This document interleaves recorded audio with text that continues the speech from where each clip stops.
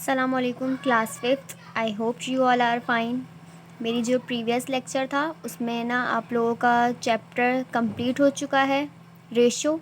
अब हमारा चैप्टर 7 नया चैप्टर स्टार्ट हो गया है जो है हैंडलिंग डेटा। अच्छा, हैंडलिंग डेटा में हम लोग ग्राफ के बारे में, pie chart, mean, median, mode, average, ये सब निकालना हम लोग हैंडलिंग डेटा में सीखेंगे। हैंडलिंग डेटा में सबसे पहले जो हम टॉपिक पढ़ेंगे वो पढ़ेंगे ग्राफ। सबसे पहले आप लोगों को पता होना चाहिए कि ग्राफ होता क्या है। बेसिकली ग्राफ ये आप लोगों को नज़र आ रहा है, इस तरह से होता है, सही है। अच्छा, ग्राफ में होता क्या है, सबसे पहले हम डेफिनेशन देख लेते हैं ग्राफ होता क्या है। A line graph is used to represent data which change over time. सही है, लाइन ग्राफ, ये आप लोगों को लाइन नज़र आ रही है ग्राफ में। लाइन ग्राफ क्या होता है, बेसिकली एक किसी भी चीज़ को रिप्रेजेंट करता है जो टाइम के साथ साथ यानी वक्त के साथ साथ चेंज हो रही हो। या तो वो वक्त के साथ साथ बढ़ रही होती है या वक्त के साथ साथ घट रही होती है। तो उसको मेजर करने के लिए हम क्या यूज़ करते हैं, ग्राफ यूज़ करते हैं। सबसे पहले मैं एक एग्जांपल समझा दूँ। अच्छा, Rita recorded the mass of her kitten at the beginning of each month over a period of 5 months। The data she recorded is shown in the table blue. अच्छा, रीटा के पास एक किटन था, उसने 5 महीने तक उसका वेट करा, यानी उसको मेजर करा। अच्छा, अब उसका वेट जैसे जैसे चेंज हुआ, मैंने आपको बताया ना ग्राफ क्या होता है, बेसिकली किसी भी चीज़ का जो हम चेंजिंग आती है टाइम पीरियड के साथ साथ वो मेजर करते हैं हम ग्राफ में, सही है। अच्छा, किस तरह मेजर करा, मार्च के अंदर उसका मास 1 kg था, अप्रैल में 2, मई में 2, जून में 4 और जुलाई में 3 kg हो गया, सही है। अब मैंने क्या करा, एक ग्राफ ड्रॉ करा, मैंने यहाँ पे लिख दिया मास, सही है, उसका मास, और यहाँ पे मैंने मंथ शो कर दिए, मार्च, अप्रैल, मई, जून और जुलाई, इस तरह शो कर दिया। अच्छा, सवाल में सबसे पहले मार्च दिया हुआ, मार्च में 1 kg था, अप्रैल में जाके 2 kg हो गया, मई में भी 2 kg रहा, जून में कितना हो गया 4 kg, लेकिन जुलाई में क्या हुआ, उसका वज़न कम हो गया, 3 kg पे आ गया। तो सिंपल हमने क्या करना है, इन डॉट्स को डॉट से वो मैच करना है। तो बेसिकली ग्राफ क्या होता है, किसी भी चीज़ को मेजर करते हैं, सही है, किसी भी चीज़ को जो कि वक्त के साथ साथ या तो बढ़ रही होती है या कम हो रही होती है। अब आ जाते हैं अपने क्वेश्चन की तरफ। हमारे पास है पहला सवाल, पेज नंबर 130, पेज नंबर 130 का है question number 1। The line graph below shows Joey's mass at the end of each month over a period of 6 months। Study the graph and fill in the boxes. सही है, ये जो जोई है बच्चा, इसका मास है यानी इसका वजन है, सही है, मंथ के हिसाब से। अच्छा, इन्होंने बना के दिया हुआ, हमें बस मेजर करना है। अच्छा, यहाँ पे मास दिया हुआ है 10, 10, 20, 30, 40, 50, 60, 70, और यहाँ पे मंथ्स दिए हुए जून, जुलाई, अगस्त, सितंबर, अक्टूबर और नवंबर। अच्छा, अब इस तरह हम लोग मास चेक करते हैं। ये जून के मंथ में उसका मास कितना है, अच्छा ये देखो, ये 50 और 60, 50 और 60 के बीच की लाइन है ना, तो ये 65 हुआ, सॉरी 55 हुआ।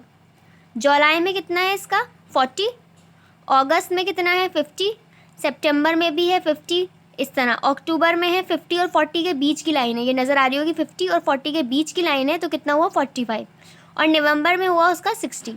अब इसी तरह इस ग्राफ को देखते हुए हमें नीचे क्वेश्चंस के जवाब देने हैं। ए है, Joy's mass at the end of August was dash kg। अगस्त के एंड में कितना था, अगस्त में कितना है जोई का 50 kg, सही है। मैंने क्या लिख दिया 50, किस तरह लिखा है 50, क्योंकि अगस्त में ये देख लें यहाँ सामने मास की लाइन दी हुई है, मास से इसको मेजर करना कितना आ रहा है 50 पे आ रहा है। जोई was 45 kg eight the end of dash. अच्छा, 45 kg यानी 40 और 50 के दरमियान, देखो किस कौन से मंथ में आ रहा है, 40 और 50 के दरमियान कौन से मंथ में आ रहा है, अक्टूबर में आ रहा है, तो मैंने अक्टूबर लिख दिया। जोई was heaviest eight the end of dash, सबसे ज़्यादा वेट उसका कब था, 60 सबसे ज़्यादा था, और कब था, नवंबर में, मैंने नवंबर लिख दिया। जोई was lightest eight the end of dash, सबसे कम वजन उसका, सबसे ज़्यादा नवंबर में और सबसे कम कहाँ पे है उसका, जुलाई में। The difference between Joey's smallest mass and the largest mass was dash kg, सबसे ज़्यादा मास और सबसे कम मास के दरमियान का दरमियान डिफरेंस निकालना है। सबसे ज़्यादा उसका 60 है, सबसे कम उसका 40 है, तो ऑब्वियसली 60 में से 40 लेफ्ट करें, मेरे पास कितना बचा 20 kg। The decrease in Joey's mass from the end of September to the end of October was dash kg। अच्छा, सितंबर से अक्टूबर के दरमियान उसका मास कितना कम हुआ, सितंबर में कितना था उसका, ये 50 था, सही है। अक्टूबर में आके उसका यहाँ पे, अच्छा अक्टूबर में 50 और 40 के दरमियान है यानी 45 है। सितंबर में 50 था, अक्टूबर में 45 हो गया, तो 50 में से 45 गए, कितने बचे 5। तो दोनों के दरमियान कितने का डिफरेंस आया, 5 kg का डिफरेंस आया। सितंबर और अक्टूबर के दरमियान कितने kg का डिफरेंस आया, उसके 5 kg का डिफरेंस आया। Joy's mass was the same at the end of the month of dash and dash. कौन से ऐसे 2 मंथ्स हैं जिसमें जोई का मास सेम था, एक तो अगस्त में और एक सितंबर, दोनों ऐसे मंथ हैं जिसमें इसका मास सेम है, जो चेंज नहीं हुआ। अब आ जाते हैं page number 132, question number 1। Alex recorded the distance he travel as he cycle home from his office after work using the data in the table, complete the line graph. अच्छा, time और distance, सही है, cycle के through जाता है office after work के बाद, तो मुझे ये मेजर करना है। He travelled as he cycle home from his office after work. अच्छा, टाइम दिया हुआ है 5, 10, 15, 20, 25, और डिस्टेंस कितना कवर कर रहा है वो दिया हुआ है, सही है। मुझे सिंपल क्या करना है, ग्राफ को मैंने डॉट लगा के लाइन स्केच कर ली है, सही है। अच्छा, सबसे पहले आ जाते हैं 5 मिनट्स। 5 मिनट में कितना कवर कर रहा है, 1.5। ये रहा टाइम और ये रहा डिस्टेंस, ये रहा टाइम और ये रहा डिस्टेंस। 5 मिनट में 1.5 कर रहा है। अच्छा, 1.5 किस तरह देखेंगे आप लोग, ये 1 की लाइन है और ये 2 की लाइन है, ये 1 की लाइन है और ये 2 की लाइन है, तो 1.5 1 और 2 के दरमियान आएगा। ये इसका आधा होता है ना, ये हाफ पकड़ा आपने और यहाँ डॉट लगा दिया 1.5 पे, सही है। 10 मिनट में कितना डिस्टेंस कवर कर रहा है, 2 किलोमीटर, तो मैंने 10 मिनट में 2 किलोमीटर था ना, तो ये मेरे पास 2 लिखा हुआ, ये इसके सामने आएंगे 2 पे मैंने डॉट लगा दिया, सही है। 15 मिनट में कितना डिस्टेंस कवर कर रहा है, 3 किलोमीटर, ये रहा 15 यहाँ से, अब यहाँ से 3 किलोमीटर, ये रहा 3 किलोमीटर और ये रहा नीचे 15, मैंने डॉट लगा दिया। 20 मिनट में 3.5, ये रहा 20 मिनट और ये रहा, अच्छा 3.5, ऑब्वियसली 3 और 4 के दरमियान आएगा 3.5, तो ये मैंने हाफ मिड में लगाना है, बीच में 3 और 4 के मिड में लगाना है, और 20 पे।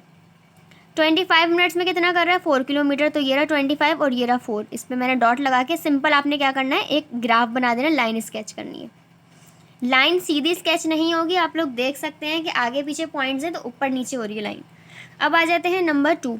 The data in the table below shows the mass of a sugar in a container at the beginning of each week over a period of 5 weeks. Draw a line graph to represent data in the table. एक jar के अंदर sugar है, सही है, उसका 5 weeks का मुझे record करना है कि कितनी है उसमें शुगर। पहले वीक में 20 ग्राम है, दूसरे वीक में 10 ग्राम है, तीसरे वीक में 25 ग्राम है, 4th वीक में 35 ग्राम है और 5th वीक में 15 ग्राम है। सिंपल इसको मैंने इसमें लिखना है। मेरे पास ये रहा वीक और ये रहा मास, सही है। पहले वीक में कितनी ग्राम है, 20, तो मैंने पहले वाले में 20, ये रहा 20 से डॉट लगा दिया 1 पहले वीक में। दूसरे वीक में 10 ग्राम, ये रहा 2 और मैंने ये 10 ग्राम पे डॉट लगा दिया। तीसरे वीक में 25 ग्राम, ऑब्वियसली 25 तो दिया हुआ नहीं है, तो 20 और 30 के बीच में, 20 और 30 के बीच में, ये मिड में लगाऊंगी मैं तीसरे वीक में, सही है। खुद मुझे बीच में पॉइंट लगाना है 25 का। नंबर 4th में 35 और नंबर 4th वीक में 35, तो 35, 30 और 40 के मिड में, बीच में पॉइंट लगाऊंगी मैं 30 और 40 के। और नंबर 5th वीक में कितनी हो गई, 15 ग्राम, ये रहा नंबर 5th, सही है। नंबर 5th वीक है ना, 15 ग्राम, 10 और 20 के मिड में आएगा 15 ग्राम।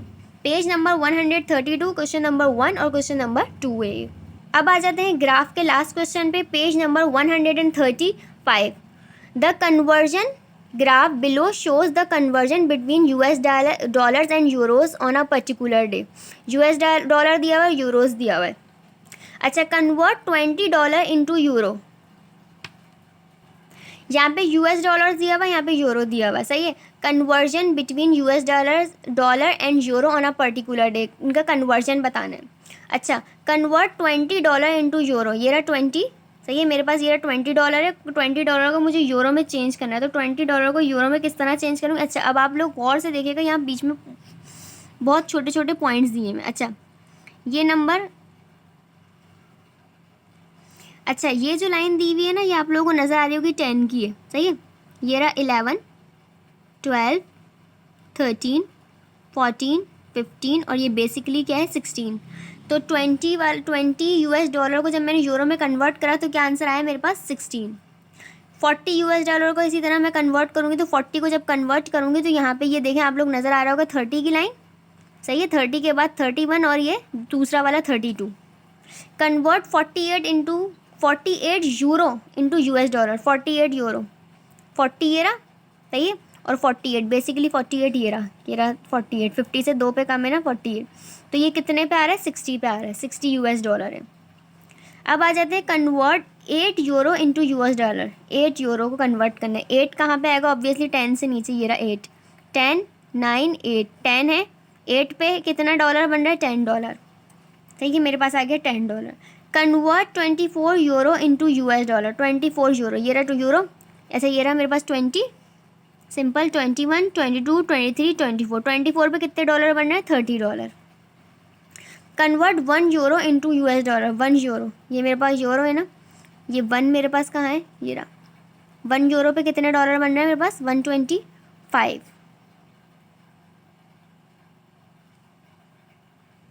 सिंपल, बस आप लोगों ने इसका A B C D और E बस यहाँ तक पार्ट करने हैं आप लोगों ने, सही है। पेज नंबर है 135, क्वेश्चन नंबर है 1। आई होप आप लोगों को समझ आ गया होगा। ये बुक वर्किंग हमारे इस चैप्टर की यहीं पे कंप्लीट हो गई। अल्लाह हाफिज़।